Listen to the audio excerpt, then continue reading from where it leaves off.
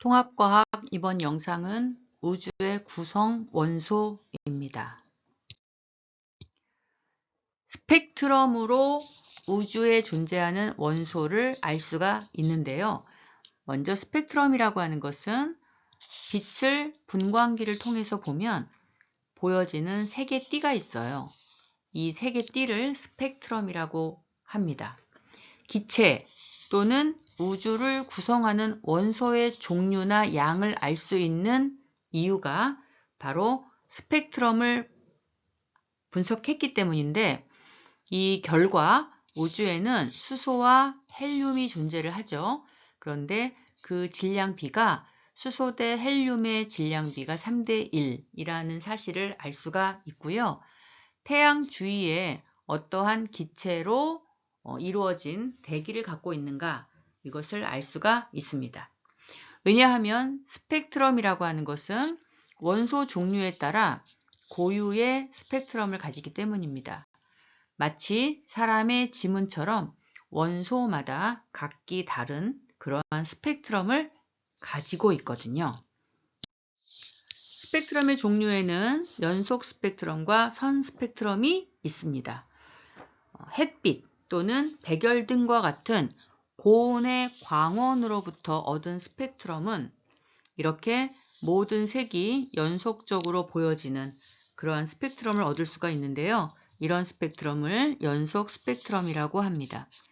선 스펙트럼이라고 하는 것은 연속 스펙트럼에서 일부 검은색 선이 보여지는 이러한 스펙트럼을 흡수 스펙트럼이라고 하고요. 흡수 스펙트럼을 얻은 이유는 연속적인 빛이 오다가 저온의 기체층을 통과하면 일부가 흡수되어서 검은색 선으로 나타나게 됩니다. 검은 바탕에 밝은색 선이 나오는 이와 같은 스펙트럼을 방출 스펙트럼이라고 하는데, 고온의 기체로부터 얻은 스펙트럼은 이렇게 검은 바탕에 밝은 색선의 선 스펙트럼, 방출 스펙트럼을 얻게 됩니다. 우주에서 오는 스펙트럼을 분석해 본 결과 우주에는 수소와 헬륨이 대부분을 차지하고 있다는 것을 알게 됐어요. 선의 위치, 흡수선 또는 방출선의 위치에 따라서 원소의 종류를 알게 되고요. 선의 두께로 원소의 양을 비교하면서 우리는 우주에 수소와 헬륨이 있다는 걸 알게 되죠. 예를 들어서 수소의 경우에는 선 스펙트럼을 비교했을 때 방출 스펙트럼과 흡수 스펙트럼을 비교를 해보면 선의 위치와 개수가 같은 거예요. 나트륨의 경우도 마찬가지. 흡수 스펙트럼에서 나타나는 선의 위치나 선의 개수가 방출 스펙트럼에서도 같은 위치, 같은 개수를 얻을 수가 있거든요. 이것은 원소의 종류마다 선의 위치와 개수가 다르다. 그래서 선의 위치와 개수를 알면 원소를 알 수가 있다라고 이해하면 되겠죠. 물질을 이루는 원소들은 어떻게 만들어졌을까요? 먼저 우주에는 수소와 헬륨이 대부분이고요.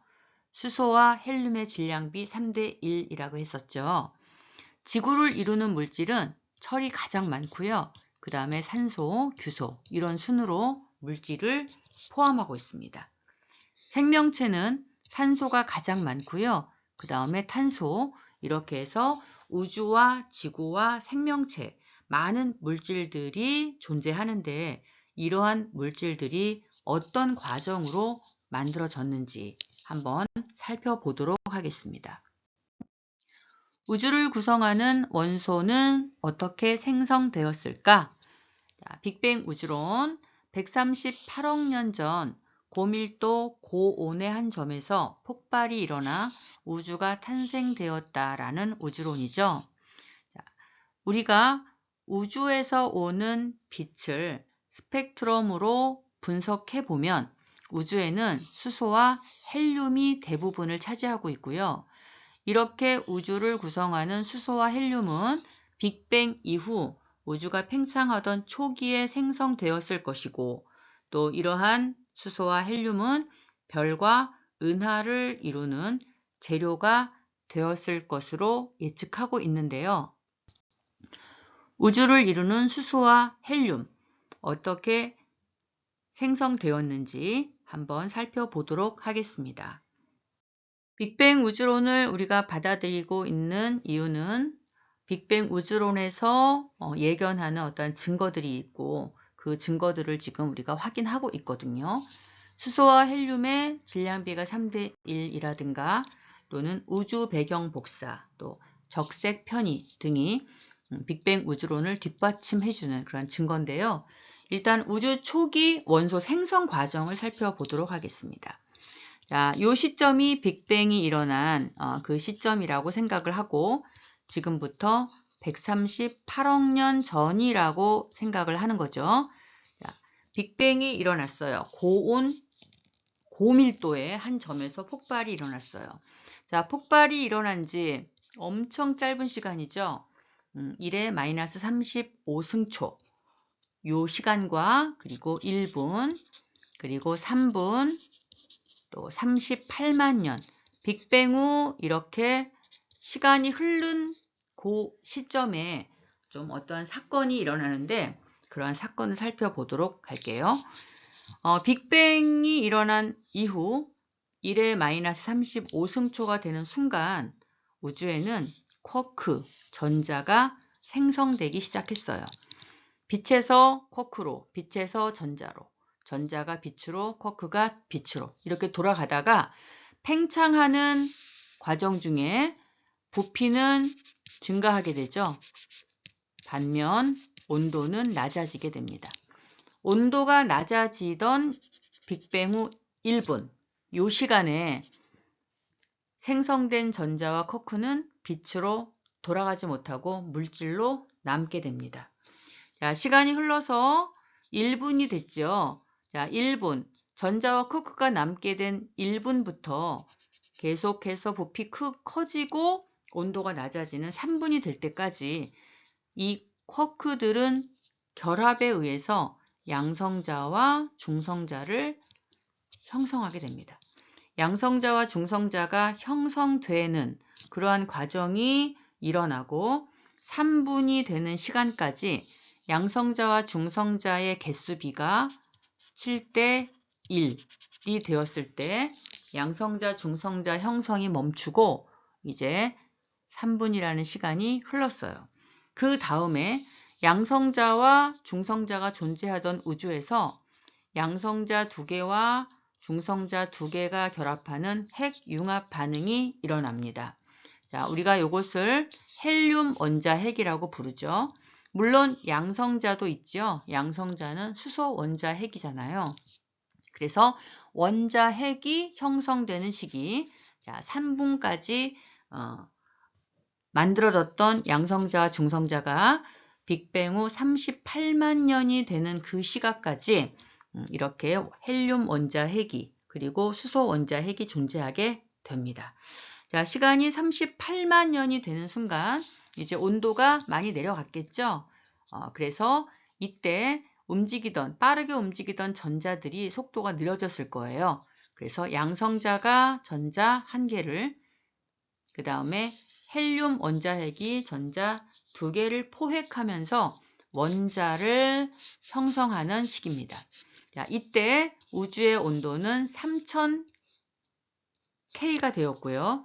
계속해서 온도가 내려가서 지금은 2.7K, 우주는 마이너스 270.3도씨, 굉장히 추운 상태인 거죠. 그래서 빅뱅 이후에 전자와 쿼크가, 그리고 양성자와 중성자가, 그리고 헬륨 원자핵이, 그리고 헬륨 원자와 수소 원자가 생성되는 그러한 시간적인 변화를 한번 살펴봤습니다. 우주를 구성하는 전체 원소의 98%는 수소와 헬륨이고요. 생명체를 구성하는 원소는 산소와 탄소가 대부분이고요. 지구를 구성하는 원소는 철과 산소가 대부분이에요. 현재는 지구에 110여 종이 넘는 원소가 존재합니다. 수소와 헬륨은 빅뱅 초기에 만들어졌다고 보고 그 이외의 원소들은 어떻게 만들어졌을까 살펴보던 중에 이러한 원소들은 핵융합 반응에 의해서 만들어진다는 것이 알려졌어요. 그런데 원소의 생성 중에 철을 기준으로 해서 철보다 가벼운 원소의 생성 과정이 다르고 철보다 무거운 원소의 생성 과정이 조금 달라요. 자, 이러한 원소들의 생성은 별의 진화 과정 중 핵융합 반응에 의해서 만들어지는데 별의 진화 과정이라고 하는 것은 우주에서 별이 나타나고 탄생하고 활발한 활동을 거쳐서 폭발과 함께 사라지는 이러한 일련의 과정을 별의 진화라고 합니다. 먼저 철보다 가벼운 원소를 생성하는 과정은 별의 내부 그리고 별의 외부, 별의 안쪽에서 핵융합 반응으로 만들어집니다. 수소 핵융합 반응으로 헬륨이 만들어지고요. 헬륨 핵융합 반응으로 탄소나 산소나 질소를 만들어내고 또 탄소, 질소, 산소의 융합 반응으로 네온, 마그네슘 그리고 어디까지? 철까지 만들어지는데 어떤 원소까지 생성하고 별이 사라지느냐는 별의 질량에 의해서 결정됩니다. 태양과 같은 질량을 가진 별들은 탄소까지만 생성을 하고 후에 백색 외성으로 남는 등 처음에 별의 질량이 규모가 얼만큼이었느냐에 따라서 생성하는 원소는 조금 다르지만 가장 무거운 경우라 하더라도 철 원소까지는 별의 내부 핵융합 반응으로 생성이 된다라는 겁니다.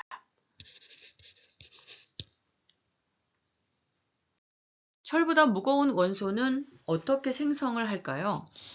별의 진화 과정 중에서 초신성 폭발이라는 단계가 있습니다. 초신성 폭발이라고 하는 것은 굉장히 많은 에너지가 한꺼번에 방출되면서 폭발을 하게 되는 건데 이때 핵융합이 이루어집니다. 그래서 핵융합 반응에 의해서 만들어지는 거죠. 자, 이때 무거운 원소, 철보다 무거운 원소만 생성되는 것은 아니고 철보다 가벼운 원소도 함께 생성이 됩니다. 금이나 납, 우라늄 등 무거운 원소는 초신성 폭발 과정에서 엄청난 에너지가 방출되고 핵융합이 한꺼번에 일어나면서 생성이 됩니다. 이렇게 만들어진 원소는 우주 공간으로 방출되고 또다시 다른 별을 만드는 재료로 사용을 하게 됩니다. 여기서 초신성 폭발이 일어나려면 먼저 별이 탄생을 하죠. 탄생을 하고 활발하게 하는 동안에 수소나 헬륨의 융합에 의해서 에너지를 방출하게 됩니다. 이 에너지 방출이 끝나게 되면 더 이상 에너지를 만들어낼 수가 없게 되면 중력 수축에 의해서 별이 작아지게 되는데 이때 온도가 많이 올라갑니다. 온도가 상승되면 이 온도, 이 에너지를 견디지 못하고 폭발을 하게 되는데 이 폭발을 우리가 초신성 폭발이라고 하고 이 폭발 과정에서 철보다 무거운 원소들은 핵융합 반응으로 만들어지고 철보다 가벼운 원소들도 만들어진다라는 이러한 원소 생성 과정을 살펴봤습니다. 태양계를 살펴볼까요? 태양계가 형성되는 과정을 간단한 그림으로 표현했는데 한번 설명해 볼게요. 자, 우주에 존재하던 성운이 중력 수축을 하게 됩니다. 그러면 중력 수축에 의해서 내부의 온도가 올라가게 되겠죠. 그리고 주변에는 원반이 형성이 됩니다. 이때 온도가 좀 올라간 이 상태를 우리는 원시별이라고 합니다. 그리고 주변에는 이런 원반, 원시 원반이라고 합니다. 자, 이렇게 온도가 올라가게 되면 내부에서 핵융합이 일어날 수 있을 정도의 온도가 되죠. 그래서 핵융합 반응이 일어나게 되고 이때 이제 뭐가 만들어질까요? 그렇죠. 태양이 만들어집니다. 원시 태양이 만들어지는 거죠. 그리고 온도가 더 올라가면서 태양은 이제 활발한 활동을 하게 됩니다. 주변에 있는 원반에서는 미행성이 생기고요. 미행성들끼리 서로 충돌하면서 커지게 되고 이렇게 원시 행성이 생기게 됩니다. 원시 행성이 생긴 다음에 그 다음에 태양으로부터 강력한 태양풍에 의해서 주변에 있는 이런 먼지들이 날려가 버리고 남는 것이 바로 태양과 행성이 되겠습니다. 이렇게 우리의 태양계는 탄생을 하게 되었겠죠. 지구는 어떻게 형성되었을까요? 자, 우리 태양계 형성 과정에서 미행성이 충돌한다고 했죠. 미행성 충돌에 의해서 크기는 커졌을 것이고 온도는 굉장히 높아졌겠죠. 그러면서 어떤 상태가 되냐면 모든 물질이 용융 상태, 그래서 우리가 이러한 상태를 마그마의 바다라고 합니다. 마그마의 바다, 즉 용융 상태가 되니까 무거운 원소인 철과 니켈은 중심부로 내려가서 핵을 이루는, 그리고 가벼운 원소들은 주위에 존재하고 있겠죠. 이렇게 층상 구조가 되었겠고요. 그 다음에 세 번째, 화산 활동이 굉장히 빈번하고 그리고 규모도 크게 이루어졌겠죠. 이러한 화산 활동에 의해서 지구 내부의 가스와 수증기가 지구 외부로 아마 분출이 됐을 거예요. 그쵸? 자, 시간이 지나면서 온도가 내려갔으니까 지구의 가장 바깥쪽 부분이 식었겠죠. 그러면서 지각이 생겼을 거고 이때 만들어진 수증기가 엄청난 양의 비를 내리게 됐고 이렇게 내린 비가 결국은 원시 바다를 형성하게 됐겠죠.